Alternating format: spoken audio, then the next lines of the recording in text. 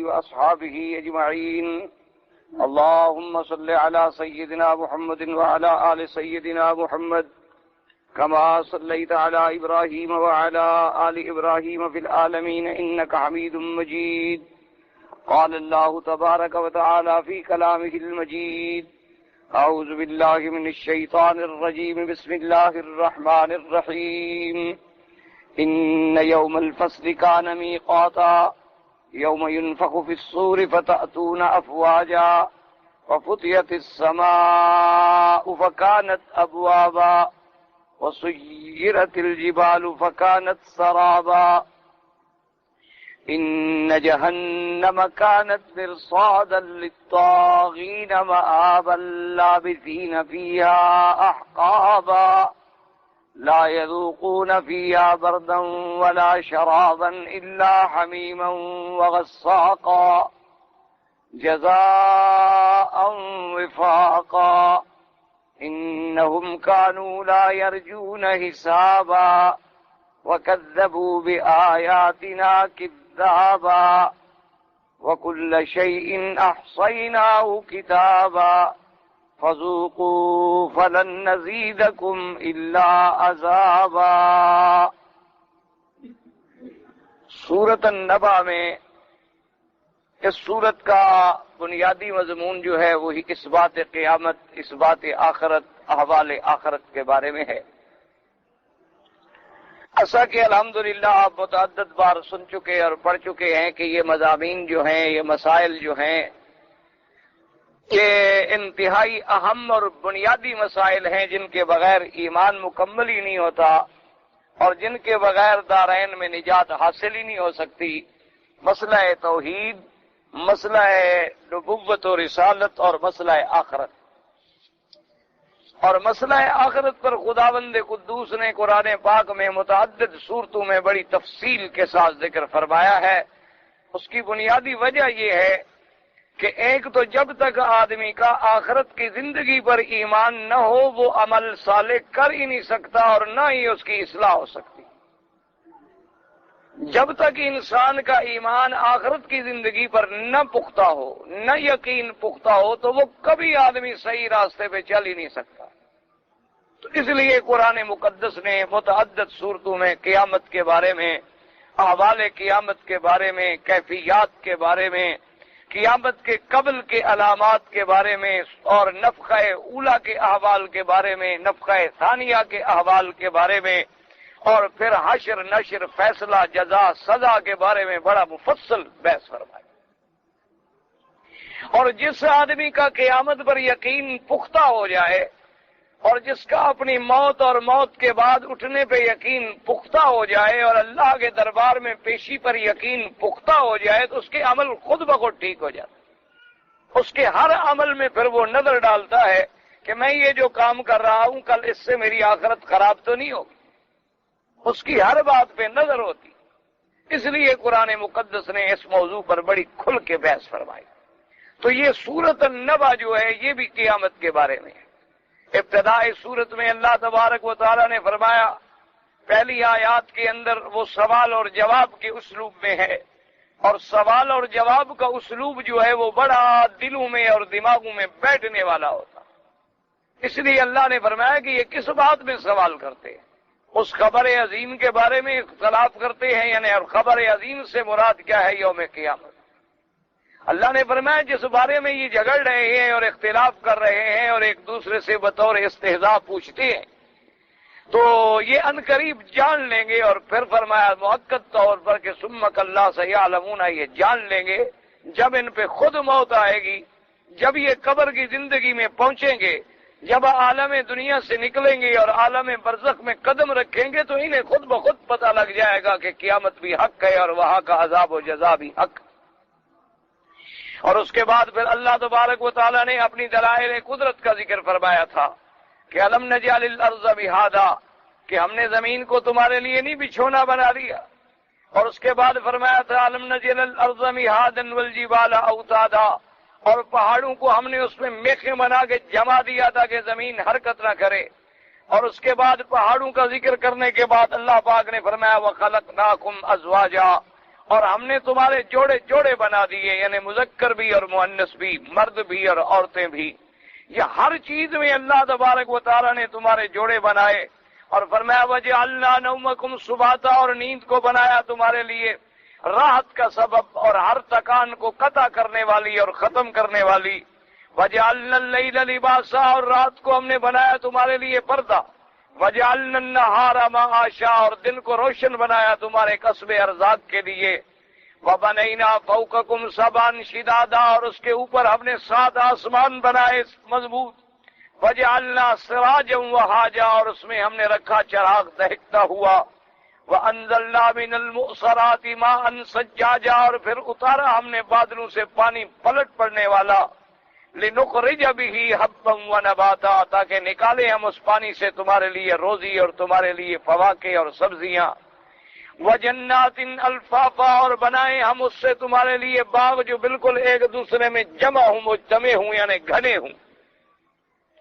یہ دلائل قدرت دینے کے بعد اللہ تبارک و تعالیٰ نے یہ دلائل قدرت عطا فرمائے کہ تاکہ جب بھی بندہ ان دلائل میں غور کرے گا، جب بھی بندہ اس بات میں سوچے گا کہ وہ ذات پاک جس نے اتنی بڑی زمین بچھا دی، وہ پروردگار عالم جس نے پہاڑوں جیسی چیزوں کو زمین پہ جمانے کے لیے میخیں گاڑ دی، وہ پروردگار عالم جس نے ایک حقیر پانی سے، ایک گندے پانی سے اور ایک گندے مقام کے اوپر جمع کر کے اسے بڑے جوڑے جوڑے بنا دیے، کبھی لڑکا اور کبھی لڑکی پیدا کر دی۔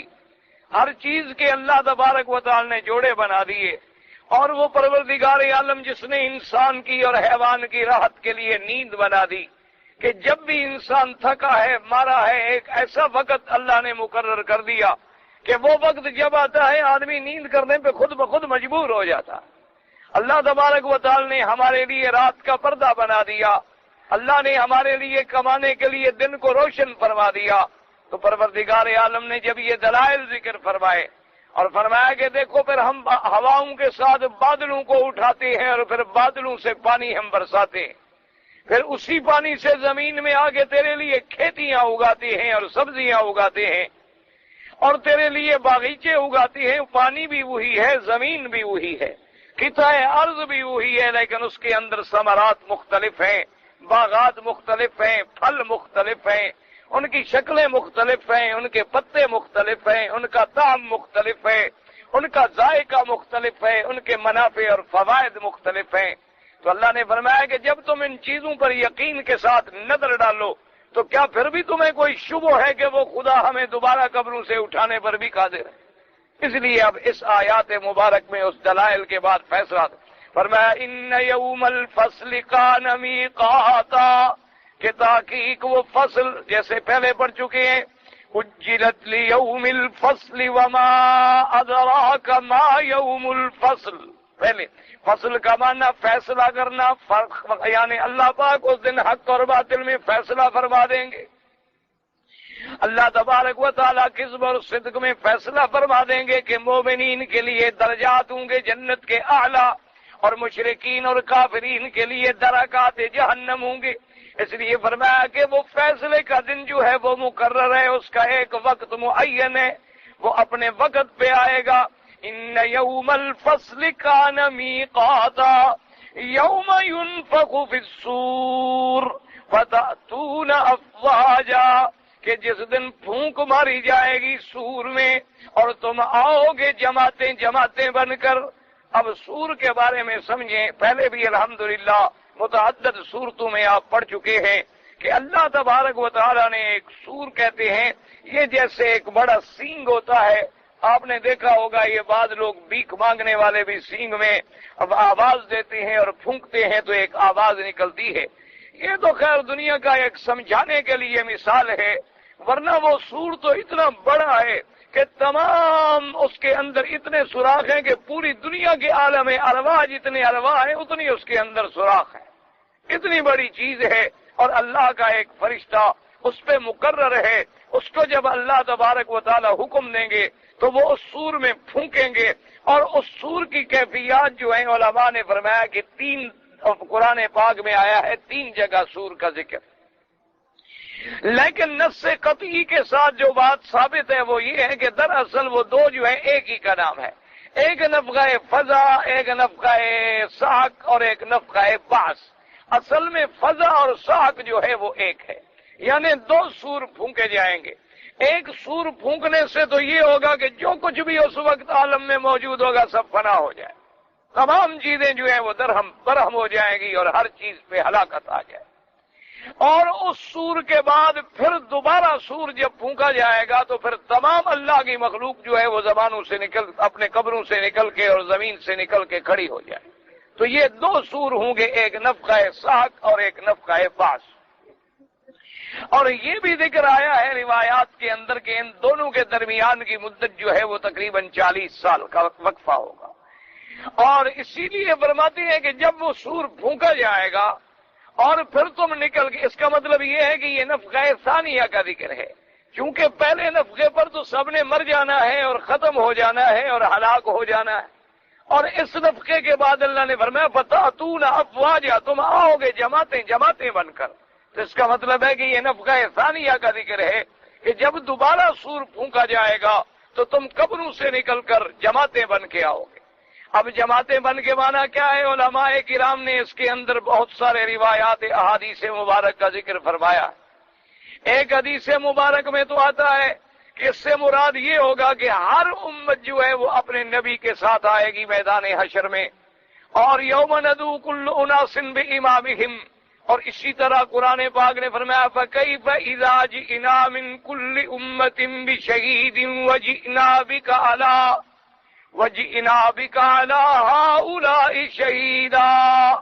اللہ نے فرمایا اس وقت کیا کیفیت ہوگی جب ہم ہر امت پہ گواہ لائیں گے۔ ہر نبی اپنی امت پہ گواہی دے گا کہ میں نے اللہ کا دین پہنچایا اور امت نے مجھے کیا جواب دیا، اور پھر تمام امتوں پر اور تمام انبیاء کی صداقت پر سب پہ گواہی ہوگی حضرت محمد رسول اللہ صلی اللہ علیہ وعلی آلہ واصحابہ وسلم تسلیما کثیرا کثیرا۔ اللہ کے کروڑوں صلاۃ و سلام ہوں، آپ سب پہ پھر گواہی دیں گے کہ یا اللہ آپ کے تمام انبیاء حق ہیں، آپ کے تمام پیغمبر سچے ہیں، انہوں نے اپنے اپنے زمانوں میں سب پیغام توحید پہنچایا ہے اور دعوت توحید پہنچائی ہے۔ تو اس لیے علماء نے فرمایا کہ وہ جماعتیں بن بن کے آنے کی بات ہے۔ اور اسی طرح پھر یہ بات بھی یاد رکھیں کہ ایک روایت مبارک میں یوں آتا ہے کہ جب قیامت کے دن جماعتیں آئیں گی تو ان کی کیفیت کیا ہوگی، یعنی ہر امت پہلے علیحدہ ہوگی۔ کیا مانا؟ نوح علیہ السلام کی امت علیحدہ ہے، ابراہیم علیہ السلام کی امت علیحدہ ہے، موسیٰ علیہ السلام کی امت علیحدہ ہے، عیسیٰ علیہ السلام کی امت علیحدہ ہے، اور حضرت محمد الرسول اللہ خاتم الانبیاء والمرسلین کی امت جو ہے علیحدہ ہے صلی اللہ علیہ وسلم۔ اور یہ امتوں کی تقسیم ہو گئی۔ پھر ایک تقسیم اور ہوگی، وہ تقسیم کیا ہوگی کہ ہر امت کے اندر پھر مومن جو ہے وہ علیحدہ ہیں اور کافر جو ہے وہ علیحدہ ہیں۔ اسی طرح پھر مومنوں کے بھی درجات ہوں گے کہ مقربین جو ہیں اعلیٰ درجے والے وہ علیحدہ ہیں، ان پر دوسرے درجے والے وہ علیحدہ ہیں، تیسرے درجے والے جو ہیں وہ علیحدہ ہیں۔ ایک تقسیم پھر آخر میں ہوگی، کیا مانا کہ اللہ تبارک و تعالیٰ دو گروہ بنا دیں گے، فریقٌ فی الجنت و فریقٌ فی السعیر۔ ایک مومنین کا گروہ ہوگا، یعنی تمام دنیا کے اپنے اپنے وقت میں ایمان لانے والے ایک طرف ہو گئے، اور تمام دنیا میں کفر کرنے والے جو ہیں وہ ایک طرف ہو گئے۔ اسی طریقے سے ایک حدیث مبارک میں آتا ہے، ایک صحابی ہے حضور پاک صلی اللہ علیہ وآلہ وسلم کے، انہوں نے روایت فرمائی ہے، انہوں نے فرمایا کہ پھر یہ بھی دیکھیں کہ فتاتون افواجا، کہ وہ جو جب جماعتیں قیامت کے میدان میں آئیں گی تو ان کی 3 کیفیات ہوں گی۔ انہوں نے فرمایا ایک جماعت تو ایسی ہوگی کہ اعلیٰ لباس میں ہوں گے اور بڑی خوبصورت سواریوں پہ سوار ہو کر میدان حشر میں آئیں گے، اور فرمایا کہ ایک ایسے ہوں گے کہ لباس بھی ہوگا لیکن آئیں گے پیدل چل کر میدان حشر میں، یہ دوسری تقسیم ہوگی۔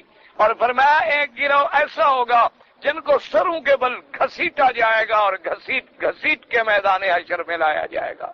تو ایک روایت میں یہ بھی آتا ہے کہ وہ 3 کیفیات ہوں گی کہ افواج جو ہیں وہ 3 حالتوں میں ہوں گی، یعنی ایک جو ہے وہ سواریوں پہ سوار ہوں گے، جیسے اللہ نے فرمایا یوم ينفخ فی الصور فتأتون افواجا، افواج جمع ہے فوج کی، کیا معنی؟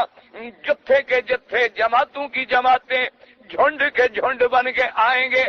اور ایک حدیث پاک میں آتا ہے، وہ بھی صحابی نے روایت فرمائی، ان نے کہا کہ تقریباً میدان حشر میں جب لوگ آئیں گے، ان کی کیفیات کے بارے میں ذکر آتا ہے کہ وہ 10 قسم کی کیفیات ہوں گی، یعنی 10 قسم کے انواع و اصناف ہوں گے۔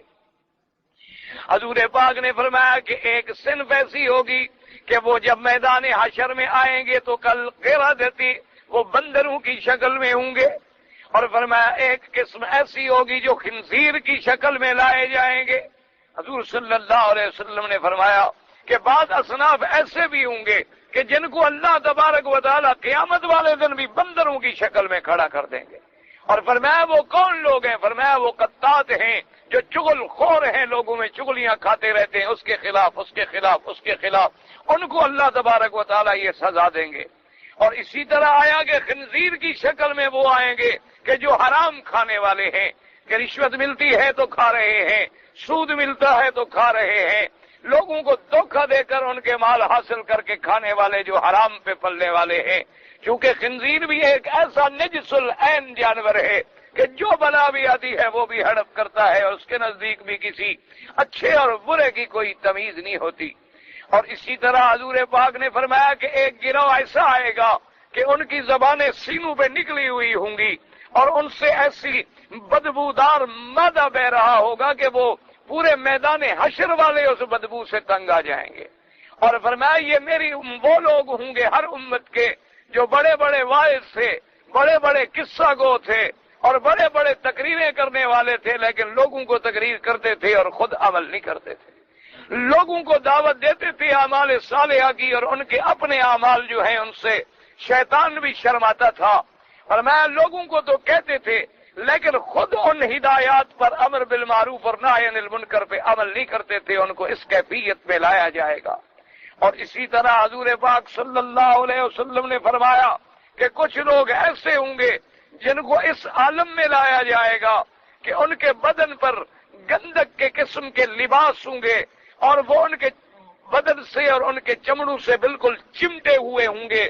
اسی حالت میں فتاتون افواجن، اسی حالت میں وہ جماعتیں میدان حشر میں حاضر ہوں گی۔ حضور صلی اللہ علیہ وعلا آلہ واصحابہ وسلم تسلیما کثیرا کثیرا نے مختلف افواج کا ذکر کیا ہے کہ ان کی مختلف کیفیات ہوں گی۔ اسی طرح آتا ہے کہ پھر ایک تقسیم ایسی بھی ہوگی میدان حشر کے اندر، اللہ فرمائیں گے کہ شرابیوں کو ایک طرف کر دو، زانیوں کو ایک طرف کر دو، قاتلوں کو ایک طرف کر دو، رازنوں کو اور ڈاکوؤں کو اور چوروں کو جو دنیا میں دھوکہ دیتی ہیں ان کو ایک طرف کر دو۔ اسی طریقے سے حضور پاک صلی اللہ علیہ وسلم نے فرمایا وہ لوگ جو اپنے ہمسائے کو ایذا پہنچاتے ہیں، جو اپنے حقوق جیران ادا نہیں کرتے، کیا معنی؟ یعنی ہمسائے کی عزت پہ نظر ڈالتے ہیں۔ ہمسایہ نعوذ باللہ اعتبار کر کے غریب چلا جاتا ہے کہ چلو جی میں ذرا مسافر ہوں، سفر پہ جا رہا ہوں، اور ہمسایہ اعتماد کرتا ہے کہ میں ڈیوٹی پہ جا رہا ہوں، لیکن اس کے عدم موجودگی میں وہ اس کی عزت پہ نظر ڈالتا ہے، یا اس کے مال پہ نظر ڈالتا ہے، یا اس کی جائیدادوں پہ نظر ڈالتا ہے۔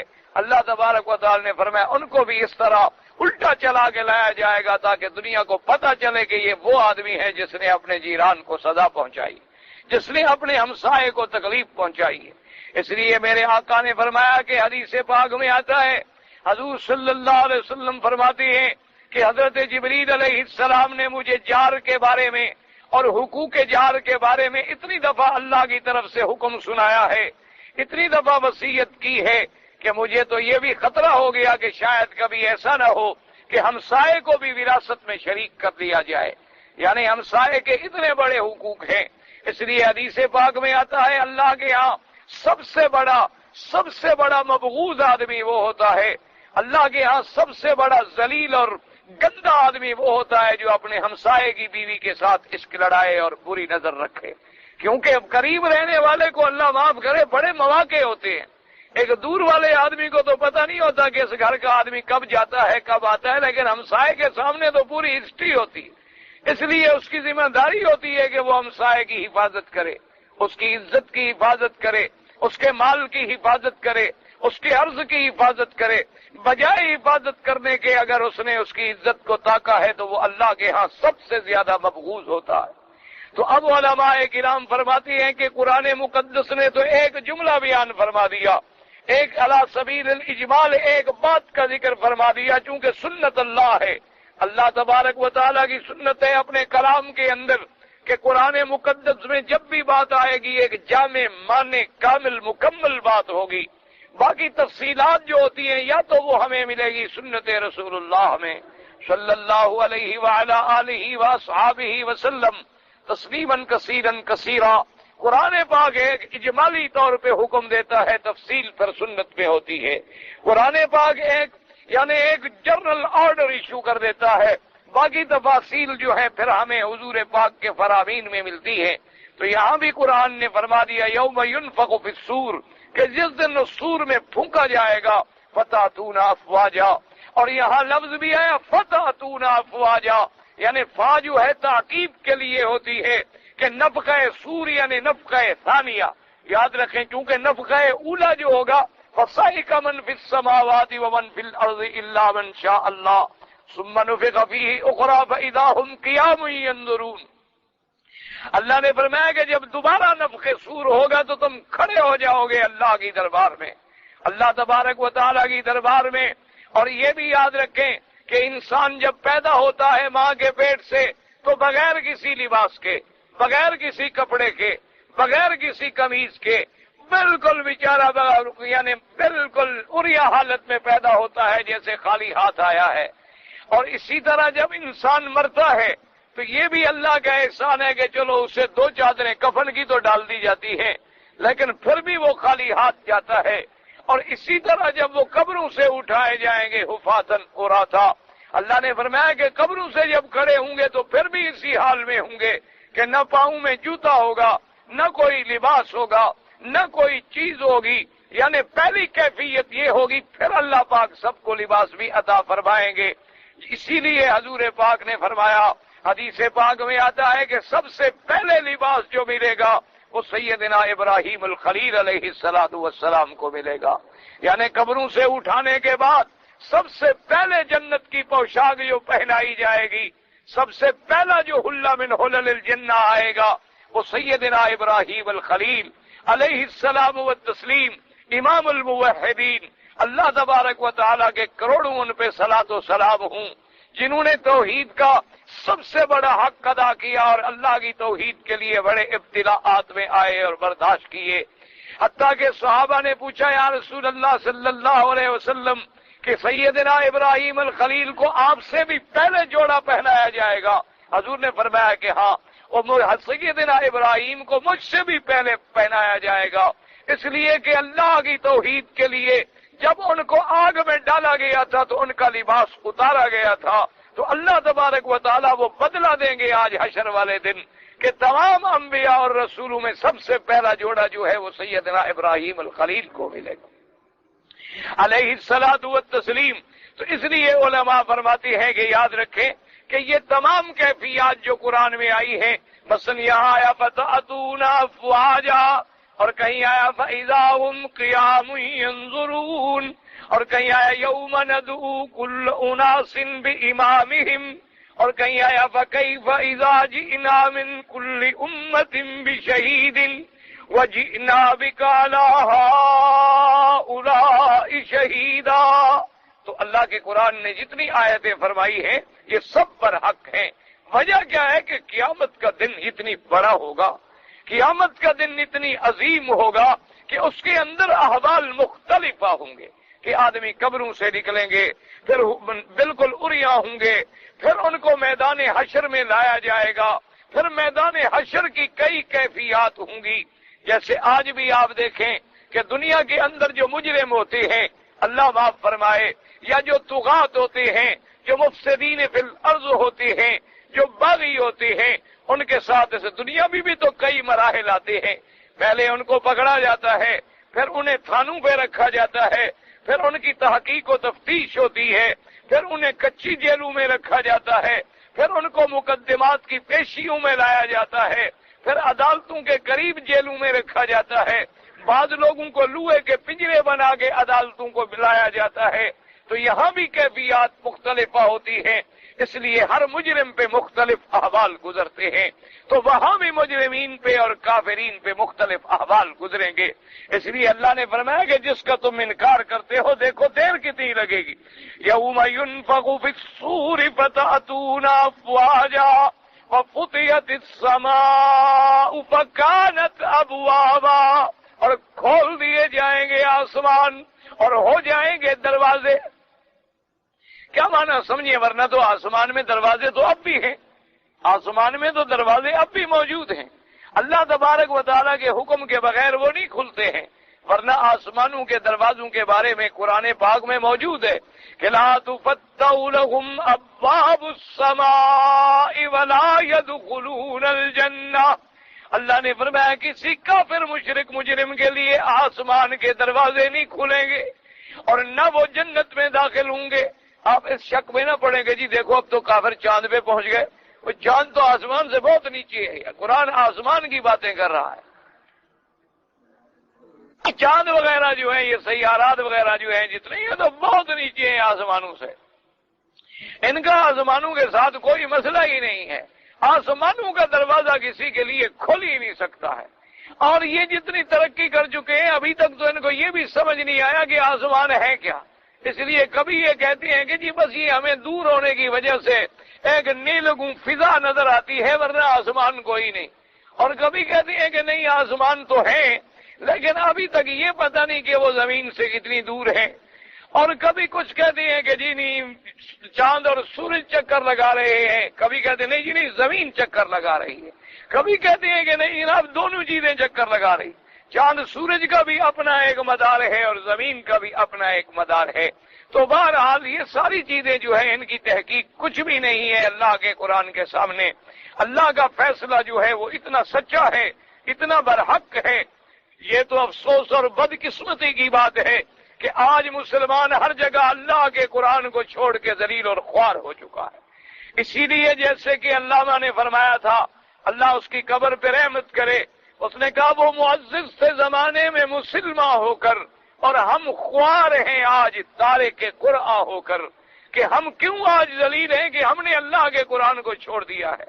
ورنہ آپ اگر صحیح معنوں میں تحقیق کریں کہ آج دنیا نے جتنی جدید ترقی حاصل کی ہے یا جتنی جدید انہوں نے معلومات حاصل کیے ہیں یا جتنی جدید ٹیکنالوجی حاصل کی ہے، یہ سب مسلمانوں کی کتابوں سے چرائی ہوئی چیزیں ہیں، یہ سب مسلمانوں کے کتابوں کے نظریات ہیں، یہ سب مسلمانوں کی تحقیقات کے خلاصے ہیں۔ لیکن وجہ کیا ہے کہ مسلمان اپنے پیٹ پالنے میں لگ گیا، ہمارا ہر آدمی اپنی جائیداد بنانے پہ لگا ہوا ہے، اس کو نہ کسی مسلمان کا درد ہے نہ ملک و ملت کا کوئی غم ہے، وہ چاہتا ہے کہ بس میرا گھر بچ جائے، ساتھ والے ہمسائے اگر سارے بھی جل گئے وہ کہے گا نہیں جی نہیں میرا گھر ٹھیک ہے، یعنی اسے یہ احساس نہیں کہ آج اگر کسی کا گھر جل سکتا ہے تو کل تیرا بھی جل سکتا ہے، آج اگر ان کے لیے بربادی آ سکتی ہے تو کل تیرے لیے بھی ہلاکت آ سکتی ہے۔ اور دشمنوں نے انہی نظریات کو لینے کے بعد ان پہ محنت کی اور ان لوگوں کی جنہوں نے وہ نظریات پیش کیے تھے ان کی قدر و منزلت کی اور ان سے انہوں نے وہ چیزیں حاصل کر کے آج پوری دنیا کے لیے، آج پورے دنیا کے لیے وہ جناب سب سے بڑے ڈرانے والے بنے ہوئے ہیں۔ ورنہ اگر تحقیق کریں تو وہ تو بالکل چور ہیں، نظریات کے وہ چور ہیں، اسی طریقے سے کتابوں کے وہ چور ہیں، اسی طریقے سے آپ دیکھیں کہ جتنی جدید تحقیقات ہیں وہ سب کی سب وہی تحقیقات ہیں جو پہلے علماء اسلام کر چکے ہیں۔ تو اس لیے آپ ان چیزوں میں اللہ نے فرمایا کہ اس دن ہم آسمانوں کو کھول دیں گے۔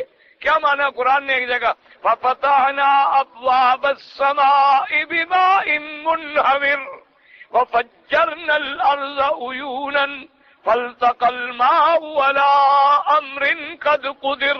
اللہ نے فرمایا کہ ہم نے آسمانوں کا دروازہ کھول دیا پانی کے لیے جب قوم نوح پہ طوفان آیا تھا، اور نیچے ہم نے زمینوں کو بھی حکم دیا کہ تم اپنے چشمے نکالو، یا دونوں پانی ملے تو اللہ کا جو فیصلہ تھا وہ ہو گیا۔ تو اس لیے اب یہاں قرآن کہتا ہے کہ اس دن آسمان کھولے جائیں گے اور ہو جائیں گے دروازے۔ کیا معنی اس کی مثال ایسی ہے کہ جیسے آپ دیکھیں نا کہ بعض گھروں کے اندر جیسے آج کل تو بڑا عام رواج ہے، اور آپ لوگوں نے بھی دیکھا ہوگا کہ آج کل ڈرائنگ اور ڈائننگ جو ہے وہ کٹھے بنائے جاتے ہیں دونوں کمرے، اور درمیان میں ایک باریک بڑی خوبصورت لکڑی کا ایک بڑا لمبا دروازہ بنا دیتے ہیں تاکہ بھی مہمان جو ہیں وہ بیٹھے رہیں اور کھانا لگ گیا، اور جب کھانا لگا تو دروازے کو یوں پکڑ کے ہٹایا تو معلوم ہوتا ہے یہاں دروازہ ہی نہیں تھا، یہاں تو کوئی چیز ہی نہیں تھی، یہ دونوں کمرے جو ہیں دراصل ایک ہیں۔ تو اس لیے اللہ پاک نے فرمایا کہ اس دن چونکہ آسمانوں کے سب دروازے کھل جائیں گے تو گویا معلوم ہوگا کچھ ہی نہیں رہا، سارے دروازے ہی ہو گئے، گویا کہ اب آسمان جو تھا وہ کھل گیا۔ اس لیے علماء کرام فرماتے ہیں کہ یہ دونوں کیفیات کا ذکر چلا آ رہا ہے، نفخہ اولا کا بھی اور نفخہ ثانیہ کا بھی۔ وَفُتِحَتِ السَّمَاءُ فَكَانَتْ أَبْوَابًا وَسُيِّرَتِ الْجِبَالُ فَكَانَتْ سَرَابًا، اور اللہ نے فرمایا ہم چلائیں گے پہاڑوں کو، اور پہاڑوں کو چلائیں گے، نظر آئیں گے تمہیں سراب۔ سراب کا معنی ابھی میں عرض کرتا ہوں۔ تو یہ بھی کیفیات ہیں، یاد رکھیں کہ یہ جو بڑے آہیدہ اللہ نے فرمایا کہ زمین و پہاڑ اٹھائے جائیں گے اور پھر ان کو ریزہ ریزہ کر دیا جائے۔ ایک کیفیت تو یہ ہوگی کہ پہاڑوں کو توڑ دیں گے اور ریزہ پہاڑ یعنی پتھر پتھر بن جائیں گے، جیسے آپ بڑے پتھر کو توڑیں تو کئی ٹکڑوں میں وہ بڑھ جاتا ہے۔ اور دوسری کیفیت یہ ہوگی، اللہ نے فرمایا یوم تکون الجبال کالعہن المنفوش، ایسے ہو جائیں گے جیسے اون ہوتی ہے دھلی ہوئی، آپ نے اون کو دیکھا نا جب وہ مارتے ہیں تو کیسے اڑتی ہے۔ اور اسی نے فرمایا کہ زمین و پہاڑ اٹھائے جائیں گے اور پھر ان کو ریزہ ریزہ کر دیا جائے۔ ایک کیفیت تو یہ ہوگی کہ پہاڑوں کو توڑ دیں گے اور ریزہ پہاڑ یعنی پتھر پتھر بن جائیں گے، جیسے آپ بڑے پتھر کو توڑیں تو کئی ٹکڑوں میں وہ بڑھ جاتا ہے۔ اور دوسری کیفیت یہ ہوگی، اللہ نے فرمایا یوم تکون الجبال کالعہن المنفوش، ایسے ہو جائیں گے جیسے اون ہوتی ہے دھلی ہوئی، آپ نے اون کو دیکھا نا جب وہ مارتے ہیں تو کیسے اڑتی ہے۔ اور اسی طرح اللہ تبارک و تعالی نے فرمایا ایک کیفیت ایسی ہوگی وَسُيِّرَتِ الْجِبَالُ فَكَانَتْ سَرَابًا، ہو جائیں گے ریت نظر آنے والی۔ سراب کا کیا معنی آپ نے دیکھا ہوگا، الحمدللہ اللہ آپ کو بھی اور مجھے بھی اور ہر مسلمان کو نصیب کرے۔ مدینہ منورہ آپ جاتے ہیں نا، سفر کریں، آپ مدینہ منورہ کا سفر کریں کسی وقت دن میں، عین دوپہر کا وقت ہو تو آپ گاڑی میں جا رہے ہوں اور صحرا میں ریت چمکتی ہے اور شدت کی دھوپ پڑتی ہے تو دور سے نظر یہ آتا ہے کہ آگے پانی ہے۔ کہاں ایسے نظر آئے گا، معلوم یہ ہوگا او ماشاءاللہ بھائی یہ تو سارا پانی ہی پانی۔ اچھا پھر جو آپ قریب ہو جائیں گے کچھ بھی نہیں، جو آپ اور قریب ہو تو پھر اگلا نظر آئے گا ہاں یہ تو خیر پانی نہیں وہ پانی ہے، پھر اور جب آپ قریب ہو جائیں گے تو وہ کچھ بھی نہیں ہوگا۔ اس لیے اللہ نے فرمایا کہ ہم ان پہاڑوں کو ایسے چلائیں گے وَسُيِّرَتِ الْجِبَالُ، اور کہیں فرمایا يَسْأَلُونَكَ عَنِ الْجِبَالِ فَقُلْ يَنسِفُهَا رَبِّي نَسَفًا فَيَذَرُهَا قَاعًا صَفْصَفًا لَا تَرَىٰ فِيهَا عِوَجًا وَلَا أَمْتًا۔ اللہ نے فرمایا ہم ان پہاڑوں کو ایسے ریزہ ریزہ کر کے اڑا دیں گے کہ یہ کچھ نظر نہیں آئے گا، جیسے دور سے تجھے ریت میں پانی نظر آتا تھا لیکن پانی نہیں تھا، یہ بھی نہیں ہوگا، کیونکہ زمینیں جو ہے کان صفصفا، اللہ نے فرمایا ہم ایک چٹیل میدان بنا دیں گے، نہ اس میں کوئی اونچ ہوگی نہ نیچ ہوگی نہ آڑ ہوگی نہ کوئی چھپنے کی جگہ ہوگی۔ جیسے آج دنیا میں کہیں درخت ہے، کہیں پہاڑ ہے، کہیں مکان ہے، کہیں بستی ہے، کہیں زمین نیچے ہے، کہیں زمین اونچی ہے، کہیں گڑے پڑے ہوئے ہیں، لیکن اس دن زمین کو بالکل ہموار کر دیا جائے گا کہ کوئی کسی کی آڑ کے اندر نہیں آ سکے۔ یوم ہم بارزون، اللہ نے فرمایا سب کھلے کھڑے ہوں گے، سب ظاہر کھڑے ہوئے ہوں گے چٹیل میدان میں۔ اور ایک بات یہ بھی یاد رکھیں کہ بعض لوگوں نے یہ مشہور کر رکھا ہے کہ میدان حشر جو ہے وہ عرفات ہوگا، یہ ہمارے لوگ بڑی بڑی باتیں مشہور کرتے ہیں خود، اور ایک ایسی ہماری بدقسمتی ہے کہ جو جھوٹی بات جو ہے وہ اتنی عام ہو جاتی ہے، اتنی پھیل جاتی ہے کہ پھر لوگ اسی کو سچ سمجھنے لگ جاتے ہیں۔ اس لیے ایک محاورہ ہے کہ جھوٹ کو سچ بولنا ہو تو بعض لوگوں نے کہا ہے کہ اتنا جھوٹ بولو کہ تمہیں بھی گمان ہونے لگے کہ یہ سچ ہے، یعنی جھوٹ بولتے بولتے آدمی کو بھی شک پڑ جائے کہ یار شاید میں سچی بات کہہ رہا ہوں، روز جو کہہ رہا ہوں، ہر وقت جو کہہ رہا ہوں۔ تو اس لیے بعض چیزیں ہمارے یہاں بڑی عجیب و غریب مشہور ہو جاتی ہیں۔ اور بڑے بڑے روایات جو ہیں وہ مشہور ہو جاتے ہیں کہ جی میدان حشر جو ہے وہ عرفات ہوگا۔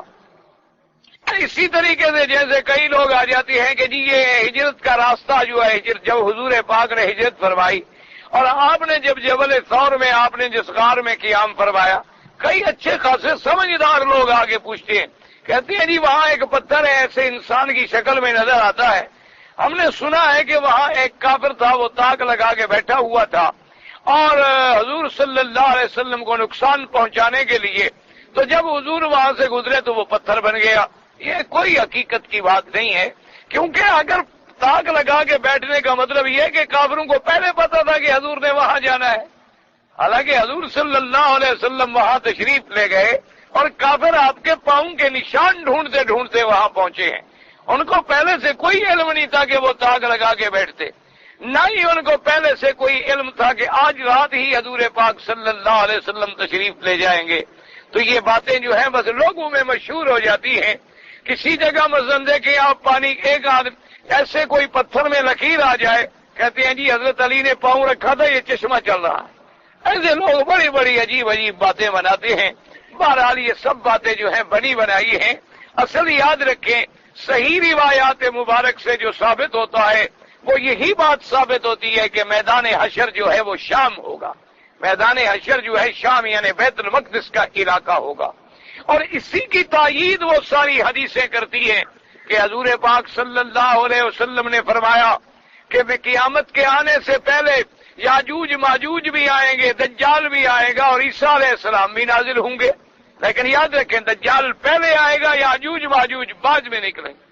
یہ بات یاد رکھیں، دجال جو ہے وہ پہلے ظاہر ہوگا۔ اور یہ بھی حدیث پاک میں آیا ہے کہ ما بین الشام والعراق، اسی طرف سے دجال جو ہے وہ نکلے گا۔ اور حضور پاک صلی اللہ علیہ وسلم نے فرمایا کہ دجال جو ہے اعور، اس کی آنکھ جو ہے وہ کانی ہوگی اور ایسی ہوگی کہ انبت طافیہ، جیسے انگور باہر نکلا ہوا ہو، اپڑا ہوا ہو، ایسی اس کی آنکھ ہوگی، اور اس کی پیشانی پہ بھی لکھا ہوگا کاف فا را یعنی کافر۔ لیکن اس دجال کا عالم یہ ہوگا، حضور صلی اللہ علیہ وسلم نے فرمایا، ایک طویل حدیث مبارک میں ہے، آپ نے فرمایا کہ اس کا عالم یہ ہوگا کہ وہ زمینوں کو حکم کرے گا کہ یا ایتھا الارض، اے زمین اخرجی من کنائزک، تمہارے اندر جو دفائن ہے وہ نکالو، تو زمین اپنا سونا اور چاندی اس کے آرڈر پہ نکل دے گی، اگل دے گی باہر۔ اسی طرح حضور پاک صلی اللہ علیہ وسلم نے فرمایا کہ وہ جب آپ زمینوں میں حکم کرے گا تو چشمے جاری ہو جائیں گے، اور اسی طرح آپ نے فرمایا کہ جو اس کے ماننے والے ہوں گے ان کے مال اور بکریاں ایسی تر و تازہ ہوں گی، دودھ سے بھری ہوئی ہوں گی، اور جو اس کے نہ مانیں گے، انکار کریں گے، ان کے مال مویشی سب مر جائیں گے۔ اور اسی طرح اس کے ساتھ جنت بھی ہوگی اور جہنم بھی ہوگی۔ اور اسی طرح وہ کہے گا کہ دیکھو میں مار بھی سکتا ہوں اور جلا بھی سکتا ہوں۔ ایک آدمی کو مار دے گا دنیا کے سامنے، وہ مر جائے گا، پھر اس کو کہے گا کہ کھڑے ہو جاؤ تو وہ زندہ ہو جائے گا۔ اس لیے آپ نے فرمایا دجال کا بہت بڑا فتنہ ہے۔ اسی لیے یاد رکھیں، علماء نے فرمایا کہ تم بھی اگر آج کسی آدمی کو دیکھو کہ وہ پانی کے اوپر چلتا ہے، وہ انگاروں کے اوپر چلتا ہے، وہ فضاؤں میں اڑتا ہے لیکن داڑھی منڈا ہے، نماز نہیں پڑھتا، تو سمجھو دجال کی کوئی اولاد ہے، کیونکہ اس کا تعلق اللہ کے ولیوں سے نہیں ہو سکتا۔ اللہ کے اولیاء وہ ہوتے ہیں جو متبع ہوتے ہیں سنت محمد مصطفیٰ۔ اللہ کے ولیوں کی نشانی کیا ہے کہ ان کی شکل بھی حضور کے مطابق ہوگی، ان کا عمل بھی حضور کے مطابق ہوگا، ان کا قول بھی حضور کے مطابق ہوگا، ان کے اقوال و افعال بھی حضور کے مطابق ہوں گے۔ ورنہ ایسے شعبدے دکھانے والے، جیسے یہ کالا علم کرنے والے، یہ جادو کرنے والے، اسی طریقے سے بعض علم جفر اور علم نجوم اور علم العادات کے جاننے والے لوگوں کو دہشتناک کر دیتے ہیں خبر بتا کر، اور لوگ سمجھتے ہیں کہ یہ تو بہت بڑا پہنچا ہوا بزرگ ہے، نہ نماز ہے نہ روزہ ہے، کہ پہنچا ہوا ہے۔ تو ایسے لوگ جو ہیں دجال من الدجاجلہ، یہ دجال ہو سکتے ہیں۔ ایسی قوتیں شیطان کے پاس بھی ہیں کہ پانی پہ تخت ڈال کے بیٹھا ہے، ایسی قوتیں شیطان کے پاس بھی ہیں کہ 1 منٹ میں جس ملک میں چاہے پہنچ جاتا ہے، ایسی قوتیں شیطان کے پاس بھی ہیں کہ انسان کی رگوں میں جیسے خون دوڑتا ہے ایسے گردش کر لیتا ہے۔ ایسی حرکتیں اور طاقتیں شیطان کے پاس بھی ہیں کہ جنت سے باہر لے کر آدم کے دل میں وسوسہ ڈال دیا۔ آدم علیہ السلام جنت میں ہے اور شیطان باہر ہے، لیکن ان کے دل میں وسوسہ ڈال دیا اور قسمیں کھا کے یقین بھی دلا دیا کہ مجھے اللہ کی قسم ہے کہ آپ نے اگر یہ ایک دفعہ درخت چکھ لیا نا پھر ہمیشہ جنت میں رہے اور آپ کا اتنا بڑا مرتبہ اونچا ہو جائے گا. اب آدم علیہ السلام اللہ کے نبی، ان کو تو یہ خیال ہی نہیں ہو سکتا کہ کوئی شیطان کیوں نہ ہو، کوئی مردود کیوں نہ ہو، لیکن خدا کی جھوٹی قسم کون کھا سکتا ہے؟ ان کو تو یہ تصور بھی نہیں آ سکتا تھا کہ کوئی آدمی چاہے بڑا برا ہو، بڑا ذلیل ہو، چور ہو، شیطان ہو، مردود ہو، لیکن جب وہ کہتا ہے مجھے اللہ کی قسم ہے تو کوئی آدمی، اور جب اپنا آدمی کا دل صاف ہو تو اس لیے بہرحال حضور صلی اللہ علیہ وسلم نے فرمایا کہ جب دجال کا پورا جوبن ہوگا فتنے کا اور دجال پوری دنیا پہ گھوم جائے گا، یاد رکھیں صرف 2 شہر ہیں جن کو اللہ محفوظ رکھے گا، مکہ اور مدینہ. ان میں دجال کا فتنہ بھی داخل نہیں ہوگا. حضور فرماتے ہیں الا انقا بہا الملائکہ. صحابہ کہتے ہیں ہم تو اتنی ڈر گئے جب حضور نے دجال کی باتیں سنائی تو ہم نے تو یہ سمجھا کہ شاید یہ باغ کے جھنڈ میں چھپا ہوا ابھی نکل آئے گا. ہم اتنی ڈر گئے. حضور نے جب دیکھا کہ ہم گھبرا گئے ہیں، آپ نے فرمایا تم کیوں ڈرتے ہو؟ اگر آج دجال نکل آئے انا حجیجہ، میں اس کا مقابلہ کروں گا، اور اگر دجال بعد میں آئے تو ہر ایمان والا اس کا مقابلہ کرے گا. اور میری امت کا آج آپ نے فرمایا کہ کیوں فکر کرتے ہو؟ جن کو اللہ نے ثابت قدم رکھنا ہے وہ دجال کے فتنے کا شکار بھی نہیں ہوں گے. تو اللہ تبارک و تعالی سرزمین حرمین کو محفوظ رکھیں گے، حتیٰ کہ فرمایا الا انقا بہا الملائکہ، اللہ کے فرشتے پہرا دے رہے ہوں گے کہ وہ اس کے اندر داخل نہ ہو سکے. اسی طرح حضور نے فرمایا کہ پھر ینزل عیسیٰ ابن مریم، اب عیسیٰ ابن مریم نازل ہوں گے. 2 فرشتوں کے کندھے پہ ہاتھ رکھا ہوا ہوگا اور فرمایا کہ جب گردن ایسے جھکائیں گے تو پانی کے قطرے بالوں سے ٹپکیں گے، اور جب گردن ایسے اٹھائیں گے تو پانی کے قطرے جیسے موتی چمکتے ہیں ان کے بالوں پہ چمکتے ہوئے نظر آئیں گے. فرمایا معلوم ایسے ہوگا کہ ابھی جنت سے غسل کر کے آ رہے ہیں، ابھی جنت سے غسل فرما کے اتریں گے. اور آپ نے فرمایا کہ جب وہ اتریں گے وہ بھی کہاں اتریں گے؟ علی منارت شرقیہ بیضاء دمشق. تو لہذا ان کا نزول بھی اسی علاقوں میں ہوگا، حضرت عیسیٰ علیہ السلام بھی. اور یہ بھی یاد رکھیں کہ دجال جب ظاہر ہوگا تو صرف 40 دن رہے گا، 40 دن رہے گا، اس سے زیادہ نہیں رہے گا. لیکن حضور نے فرمایا کہ اس کا پہلا دن جو ہے وہ 1 سال کے برابر ہوگا، دوسرا دن جو ہے وہ 1 مہینے کے برابر ہوگا، اور تیسرا دن جو ہے وہ 1 ہفتے کے برابر ہوگا، اور اس کے بعد جو باقی دن ہیں وہ عام دنوں کے برابر ہوں گے. اب صحابہ گھبرا گئے. انہوں نے فرمایا کہ حضور جب پہلا دن جو ہے 1 سال کے برابر ہوگا تو اس وقت جو لوگ زندہ ہوں گے وہ یصلون الصلوات الخمس فقط، وہ صرف 5 نمازیں پڑھیں گے، چونکہ 1 دن ہے 1 سال کے برابر. آپ نے فرمایا نا فَقْدِرُوهُ لَهَا قَدْرًا، کہ جو لوگ میری امت کے اس وقت زندہ ہوں گے وہ حساب کر لیں گے اور نمازیں سال کی پڑھیں گے، کیونکہ لیکن وہ دن اتنی لمبا ہوگا کہ 1 سال کے برابر ہوگا، لیکن وہ اس میں تقسیم کر لیں گے اوقات کو. آج بھی جیسے بعض ملکوں دیکھیں ہر ملک کے ٹائم علیحدہ ہے، ہر ملک کے اوقات جو ہیں وہ علیحدہ ہیں. اب عیسیٰ ابن مریم علیہ السلام جب اتریں گے اللہ تبارک و تعالیٰ انہیں آسمانوں سے زندہ اتارے گا. یاد رکھو یہ بات ایسے نہیں جیسے کہ مرزا قادیانی لعنت اللہ علیہ نے لکھا ہے.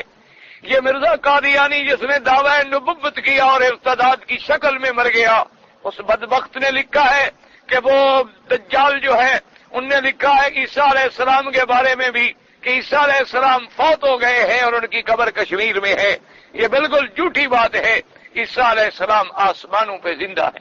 اس جھوٹ بولنے کی وجہ کیا تھی کہ وہ خود عیسیٰ بنا نا، وہ خود کوئی ایک چیز تو نہیں بنا، کبھی مجدد بنا، کبھی مہدی بنا، کبھی عیسیٰ بنا، اور آخر میں جا کے پھر نبی بنا.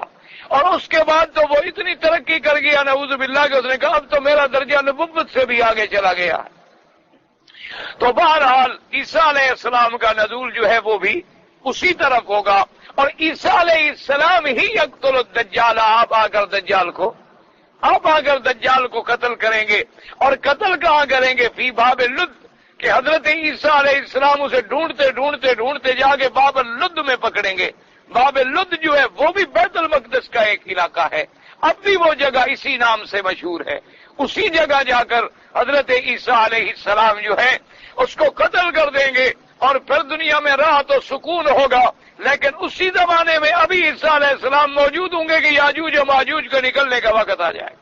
یاجوج اور ماجوج جو ہے وہ بھی اولاد آدم ہیں. یاد رکھو وہ بھی آدم علیہ السلام کی اولاد ہیں. جیسے آدم علیہ السلام کی اولاد دنیا کے اندر مختلف ہے، اسی طرح جیسے شکلیں مختلف ہیں، جیسے ان کی صورتیں مختلف ہیں، اور وہ بڑی فسادی اور اتنی تعداد میں وہ مخلوق ہے، اتنی تعداد میں وہ مخلوق ہے کہ ان کے عدد کو سوائے اللہ کے کوئی نہیں جانتا. ان کے آگے جو ذوالقرنین نے دیوار بنائی تھی وہ دیوار ٹوٹ جائے گی، وہ دیوار گر جائے گی. بعض علماء نے تو لکھا ہے کہ یہی دیوار چین ہے، لیکن یہ باتیں کوئی نہیں، چونکہ قرآن پاک نے معین نہیں کیا ہے. اس لیے اللہ جانتا ہے کوئی ایسی دیوار ہو جہاں ابھی تک ہم پہنچے بھی نہ ہوں، چونکہ ایسے بھی تو جزائر موجود ہیں جہاں کوئی انسان نہیں پہنچا. ایسے بھی شمال اور جنوب میں علاقے موجود ہیں جہاں بالکل وہ جبال ہیں اور برف سے پہاڑ جمے ہوئے ہیں، وہاں کوئی آدمی زندہ نہیں رہ سکتا. ان کی پرلی طرف یا ان کے اطراف کے اندر بھی وہ چیزیں ہو سکتی ہیں، ورنہ ایسی دیواریں تو دنیا میں 7 ہیں، ان میں 2 بہت بڑی ہیں اور 5 جو ہیں وہ ان سے چھوٹی ہیں. تو یاجوج ماجوج جب نکلیں گے من کل حدب ینسلون، ایسے نکلیں گے جناب اللہ معاف کرے کہ ہر ٹیلے سے اترتے ہوئے، جیسے ٹڈی دل کا لشکر آتا ہے. حدیث پاک میں آتا ہے کہ وہ جب گزریں گے تبریہ کے دریا سے، اس دریا کا پانی ایسے پی جائیں گے معلوم ہوگا اس دریا میں کبھی پانی نہیں آیا تھا، پورے دریا کا پانی چٹ کر جائیں گے، اور جو بھی چیز ان کو آگے ملے گی اس کو کھا جائیں گے. اللہ تبارک و تعالی حضرت عیسیٰ علیہ السلام کو حکم دیں گے کہ آپ اپنے ایمان والے مومنین کو لے کر فوراً کوہ طور کے پہاڑ کی طرف چلے جائیں تاکہ آپ کو یاجوج و ماجوج کی طرف سے تکلیف نہ پہنچے. تو آپ ان مومنین کی جماعت کو لے کر وہاں تشریف لے جائیں گے، اور اس کے بعد سیدنا عیسیٰ علیہ السلام اللہ تبارک و تعالیٰ سے دعائیں کریں گے کہ یا اللہ یاجوج و ماجوج کے عذاب سے ہمیں نجات عطا فرما. یہ تو باغوں پہ گزرتے ہیں تو باغ ختم، جانوروں پہ گزرتے ہیں تو جانور ختم، اور لکڑیاں ہوں تو لکڑیاں کھا جاتے ہیں، اور چشمے ہوں تو چشموں کے چشمے پی جاتے ہیں. یہ تو پورے عالم کو تباہ کر ڈالیں گے. آپ مہربانی فرمائیں آپ ہمیں ان سے نجات دیں. تو اللہ تبارک و تعالیٰ ان پر ایک بیماری مسلط کر دیں گے، اور اس بیماری سے یاجوج و ماجوج کی پوری قوم جو ہے اسی وقت مر جائے گی، پوری قوم مر جائے گی. اللہ تبارک و تعالیٰ اپنے پاک پیغمبر حضرت عیسیٰ کو حکم دیں گے کہ آپ کے یاجوج ماجوج جو دشمن ہیں وہ ختم ہو گئے ہیں، اب آپ جائیں زمین میں، اب پہاڑوں سے اتریں اور اتاریں اپنے ایمان والوں کو. اب آپ پہاڑوں سے اتریں گے، لیکن جب نیچے آئیں گے تو فرماتے ہیں کہ زمین کی تو کوئی جگہ نہیں ہوگی، سب ان کی لاشیں پڑی ہوں اور اتنی بدبو پھیلے گی. پھر دعا کریں گے اللہ بھی ہم تو بدبو سے مر جائیں گے، ہم اتنی بڑی لاشوں کا کیا کر سکتے ہیں. تو اللہ تبارک و تعالی حکم دیں گے. بعض سمندر کے علاقوں سے ایسے پرندے آئیں گے، حضور نے فرمایا کہ ان پرندوں کی گردنیں ایسے ہوں گی جیسے اونٹ کی گردنیں ہوتی ہیں، اور وہ ان لاشوں کو اپنے منہ میں لے کر اٹھا کے سمندروں میں لے جائیں گے. اور پھر اللہ تبارک و تعالی حضرت عیسیٰ علیہ السلام کی دعا سے آسمانوں کو حکم دیں گے کہ برسو، آسمان برسیں گے اور سارا گند دھل جائے گا، اور پورے زمین میں عدل و انصاف بھر جائے گا، اور پورے زمین کے خزائن کھل جائیں گے. حضور نے فرمایا ایسی برکت کا زمانہ ہوگا کہ ایک انار جو ہے لوگ کھا کے اس کے اوپر چھتری بنا کے سائے میں بیٹھ جائیں گے، اس کی یعنی چھال اتنی بڑی ہو جائے گی کہ وہ بطور سایہ کے ان کے کام آ جائے گی. فرمایا اتنی برکتیں ہوں گی. پھر عیسیٰ علیہ السلام کی شادی بھی ہوگی، پھر عیسیٰ علیہ السلام پہ موت آئے گی، اور پھر وہ دفن ہوں گے روضہ حضرت محمد مصطفیٰ میں صلی اللہ علیہ وعلا آلہ واصحابہ وسلم تسلیما کثیرا کثیرا. تو یاد رکھیں اسی لیے میدان حشر جو ہے، جب حضور نے فرمایا کہ سب سے پہلے انا اول من یبعث، سب سے پہلے اپنی قبر مبارک سے میں اٹھوں گا، اور حضور پاک جب اٹھیں گے تو حضرت عیسیٰ بھی ساتھ ہوں گے، اور سیدنا ابی بکر و عمر بھی ساتھ ہوں گے رضی اللہ تعالی عنہما. کیا خوش نصیب ہے ابی بکر و عمر کہ زندگی میں بھی محمد مدنی کے ساتھ تھے، حضر میں بھی حضور کے ساتھ تھے، سفر میں بھی حضور کے ساتھ تھے، اور قبر میں بھی محمد مدنی کے ساتھ ہیں. اور قیامت والے دن بھی جب اٹھیں گے، ایک طرف محمد عربی ہوں گے، ایک طرف عیسیٰ ابن مریم ہوں گے، اور ان کے جلب میں ابو بکر و عمر ہوں گے. حضور صلی اللہ علیہ وسلم نے فرمایا پھر میں آؤں گا علی بقیع الغرقد، مدینہ منورہ کے قبرستان پر، مدینے کے قبرستان والے بھی کھڑے ہو چکے ہوں گے۔ فرمایا ثم انتظر لاہل مکہ، اس کے بعد میں مکے والوں کا انتظار کروں گا۔ مکے والے جب آ جائیں گے اجعلہم علی یمینی، فرمایا اہل مکہ کو میں اپنے دائیں ہاتھ پہ رکھوں گا اور مدینے والوں کو بائیں ہاتھ پہ رکھوں گا، کیونکہ مکے والے مہمان ہوں گے، ہماری طرف وہ چل کے آئیں گے مدینے میں، اور اس کے بعد فرمایا ان سب قافلوں کو لے کر ہم میدان حشر میں جائیں گے۔ تو اس لیے ہمیشہ یاد رکھیں یہ لوگ باتیں ایسے کر دیتے ہیں لیکن کوئی صحیح روایات نہیں ہوتی۔ اصل میں وجہ کیا ہے کہ بعض علماء نے عرفات کے منظر کو جو بیان کیا تو انہوں نے کہا عرفات کا منظر بھی ایسا ہے جیسے حشر کا منظر ہو، عرفات کا میدان بھی ایسے ہے بھی جیسے حشر کا میدان ہو، کہ ایک ہی کپڑا ہے، ایک ہی خیمہ ہے، ایک ہی لباس ہے، ایک ہی احرام ہے، ایک ہی ترانہ ہے، ایک ہی مقصد ہے، اور ساری اللہ کی مخلوق کھڑی ہے لبیک اللہم لبیک لبیک لا شریک لک لبیک۔ تو گویا یہ میدان حشر ہے، یہ نہیں کہ یہی میدان ہوگا، یہی نہیں ہوگا بلکہ وہ میدان جو ہے وہ شام ہوگا۔ اس لیے اللہ تبارک و تعالیٰ فرماتے ہیں کہ ہم پہاڑوں کو پھر ایسا اٹھا دیں گے، پہاڑوں کو ہم ایسا چلا دیں گے کہ آج جو تمہیں بڑے بڑے مضبوط پہاڑ نظر آتے ہیں یہ ایسے ہو جائیں گے جیسے ریتا، یہ ایسے ہو جائیں گے جیسے سراب۔ بعد نے فرمایا سراب کا معنی بھی ذہاب ہے کہ یعنی یہ ختم ہو جائیں گے اور یہ چلے جائیں گے۔ جب تم دیکھو گے جیسے سراب کا دھوکہ ہوتا ہو اسی طرح تمہیں یہ نظر آئے گا لیکن ہوگا کچھ نہیں۔ اس لیے فرمایا وسیرت الجبال وسیرت الجبال فکانت سرابا ان جہنم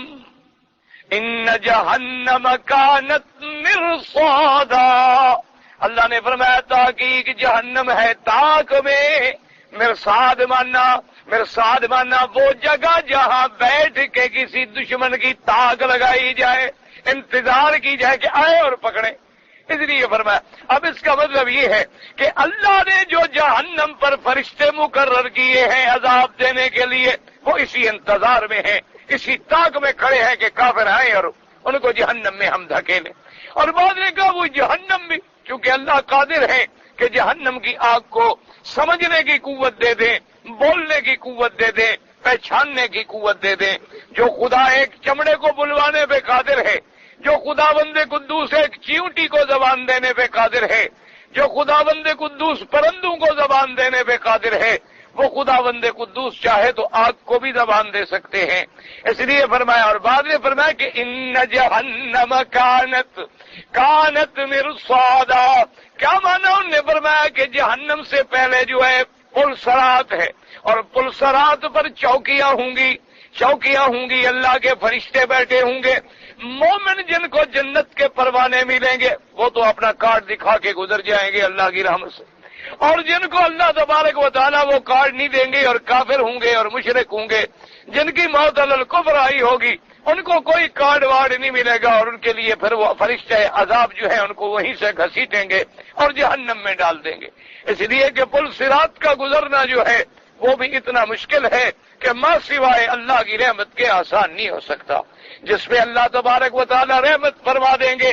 ایسا بھی احادیث میں آتا ہے کہ بعض ایمان والے تو ایسے گزریں گے جیسے بجلی چمک کے گزر جاتی ہے، اور بعض ایسے گزریں گے جیسے ہوا گزرتی ہے، اور بعض ایسے گزریں گے جیسے تیز سواری گزرتی ہے، اور بعض ایسے گزریں گے کہ آہستہ آہستہ گزر جائیں گے، اور بعض ایسے ہوں گے کہ گھسٹتے اللہ کی رحمت سے نکل جائیں گے۔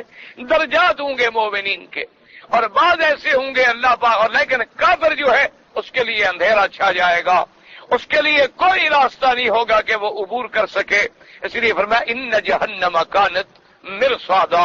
اور اسی سے یہ مسئلہ بھی ثابت ہو گیا عقیدہ اہل سنت والجماعت، الحمدللہ ثم الحمدللہ، کیونکہ عقیدہ اہل سنت والجماعت یہ ہے کہ جنت بھی پیدا ہو چکی ہے اور جہنم بھی پیدا ہو چکی ہے، جنت بھی موجود ہے اور جہنم بھی موجود ہے، کیونکہ قرآن پاک نے فرمایا اعدت للکافرین کہ جہنم کو ہم نے تیار کر دیا ہے۔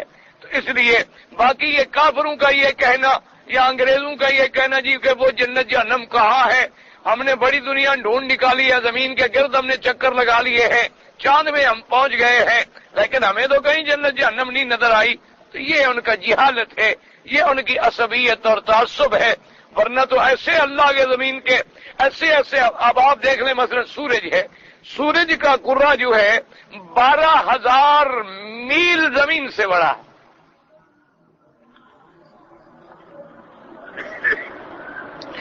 اسی طریقے سے آپ اندازہ لگائیں، ایسے ستارے موجود ہیں جن کی روشنی ابھی نہیں آئی، ابھی ان کی روشنی زمین تک نہیں پہنچی۔ ایسے ستارے موجود ہیں کہ تمہاری دنیا جو ہے ان کی 4 دفعہ اس کو بڑا کیا جائے تو یہ پھر بھی چھوٹی ہے۔ تمہاری دنیا سے تو چاند بڑا ہے، چاند تمہاری دنیا کا جتنا بڑا زمین ہے، جتنا بڑا ہے اس سے تو وہ بھی بڑا۔ تو پھر یہ کہنا کہ ہمیں نظر نہیں آیا، یہ جہالت ہے، کیونکہ جو چیز نظر نہ آئے اس کا ہم انکار کر دیں۔ جیسے کسی نے مدینہ نہ دیکھا ہو، وہ کہا جی میں نہیں مانتا اس لیے کہ میں نے تو نہیں دیکھا۔ اب اس سے بڑی کوئی جہالت ہے کہ اگر ایک آدمی نے نہیں دیکھا تو نہ دیکھنا جو ہے کبھی دلیل عدم کی نہیں ہوتی۔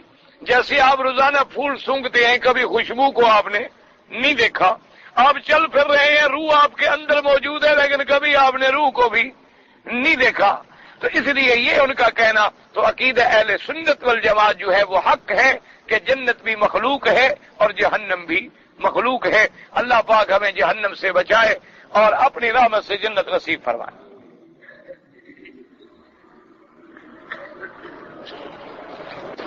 مسجد کے 2 نفل جو ہیں تحیہ مسجد، یہ سنت مؤکدہ ہے یا غیر مؤکدہ ہے؟ اب دیکھو لکھنے والے کیسے میرے بھائی عجیب ہیں۔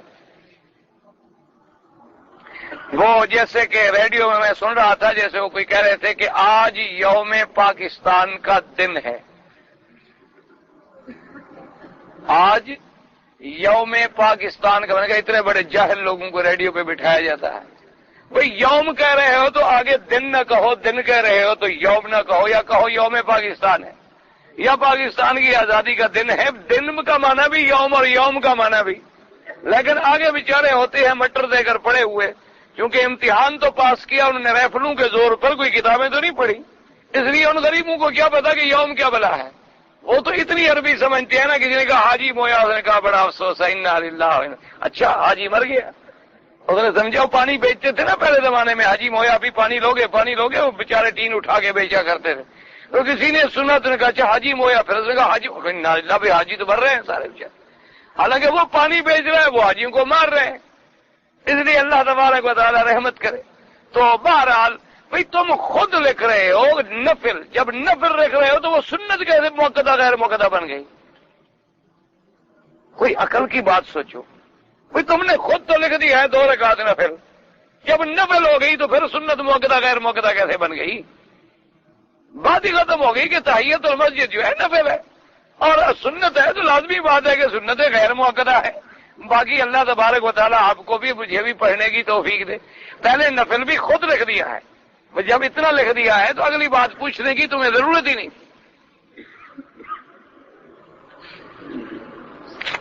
کیا پتہ نہیں۔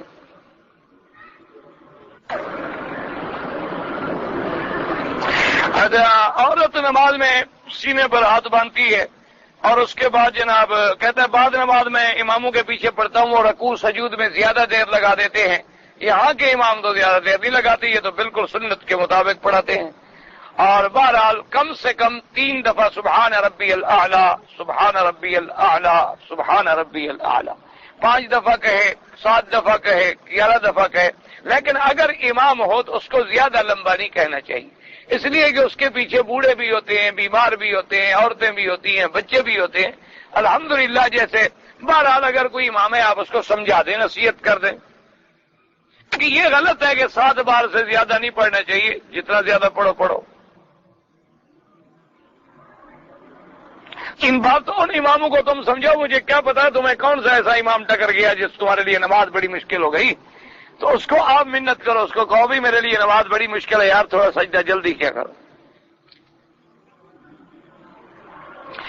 اور کہتے ہیں جی آپ نے فرمایا کہ مسلمانوں کی امت، میں نے نہیں فرمایا، قیامت میں گواہی دی، میں نے نہیں فرمایا، قرآن نے فرمایا کذالک جعلناکم امۃ وسطا لتکونوا شہداء علی الناس، کہ قیامت میں تم بھی اللہ پاک تمہیں گواہ بنائیں گے اور دوسری امتوں پر گواہی دو. تمہاری گواہی ایسی ہوگی کہ ہم نے اپنے پاک پیغمبر سے سنا ہے, ہم نے قرآن میں پڑھا ہے, حضور کا فرمان ہے, ہمارا نبی سچ بولتا ہے, تو آپ اپنے پیغمبر کا سن کے ان پر گواہی دیں گے.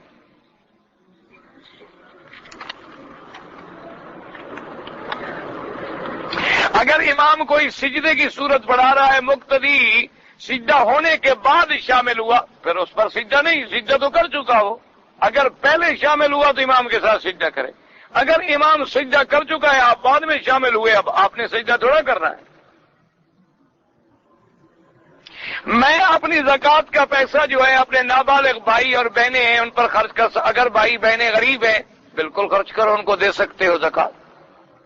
فیم القرآن ایک تفسیر ہے, اس کے پڑھنے کے بارے میں کیا خیال ہے؟ بہرحال تفسیر قرآن ہے, میں نے پوری نہیں پڑھی ہے, اور ویسے انہوں نے بڑی اچھی اور بڑی محنت کی ہے, لیکن بعض مسائل میں علماء نے ان سے اختلاف بھی کیا ہے. کہ اصل مشکل یہ تھی, اللہ ان کی قبر پہ رحمت کرے, مولانا فوت ہو گئے, کہ انہوں نے جتنی کتابیں لکھی ہیں وہ مطالعے کے زور سے لکھی ہیں, اسٹڈی کی ہے انہوں نے, یعنی اپنی محنت کے ساتھ لکھی ہے. ان بیچاروں نے کسی اپنے بڑے بڑے ائمہ وقت کے پاس بیٹھ کے مسائل کو حل نہیں کیا, اس لیے بعض مسائل میں ان سے بھی غلطیاں ہو گئی, اور ہر آدمی سے غلطیاں ہوتی ہیں. تو اس لیے بہرحال علماء نے بہت ساری آیات پر ان کی نشاندہی کی ہے کہ انہوں نے وہ تفسیر جو ہے اس میں غلطیاں کی ہیں, اور غلطی انسان سے ہوتی ہے. اس کے علاوہ سنا یہ ہے کہ اردو کی تفسیروں میں مفتی شفیع صاحب نے جو معارف القرآن لکھی ہے وہ زیادہ محقق ہے. بہرحال اللہ ان کی محنت بھی قبول کرے, اللہ ان کی محنتیں بھی قبول فرمائے. غلطی تو ہر انسان سے ہوتی ہے, کوئی انسان اتنا بڑا نہیں ہے. جن مرد عورت کے اندر داخل ہو سکتے ہیں, اپنا اثر ڈال سکتے ہیں, اور اندر داخل ہونے کا مطلب یہ تھوڑا ہے کہ اندر بیٹھا رہے گا جیب میں. مانا یہ ہوتا ہے کہ اس نے اپنا اثر ڈال دیا تو وہ اثر ڈالا ہوا ہے. زندگی کی انشورنس کرانی جائز ہے ناجائز ہے؟ میں ایک پلمبر ہوں, کسی دکان پر کام کے لیے جاؤں, دکان کے علاوہ مجھے کمیشن دیتے ہیں, قرآن و حدیث کی روشنی میں یہ وضاحت کریں کہ جائز ہے یا حرام ہے؟ ہاں, اگر تم نہ کرو, مثلا تمہیں مالک نے کہا ہے کہ جتنی کام کرو گے اتنی تمہیں میں مزید بھی دیا کروں گا, یا جتنی تم کما کے لے آیا کرو گے تو میں تمہیں 2 روپے 4 روپے 5 روپے یا ایک دیا, کوئی بات نہیں. اگر مالک نے تمہاری تنخواہ مقرر کر دی ہے, تم جہاں کام کرے ان سے کوئی چوری چھپا لیتے ہو تو وہ جائز نہیں. ہم لوگ جو پیسے بھیجتے ہیں ہنڈی کے ذریعے, بھائی اصولی بات یاد رکھیں کہ ہنڈی بھی تو وہی بات ہے جیسے کہ ہم نے ایک آدمی کو 7 روپے دیے, 1 ریال دیا اور 5 لے لیے یا 6 لے لیے.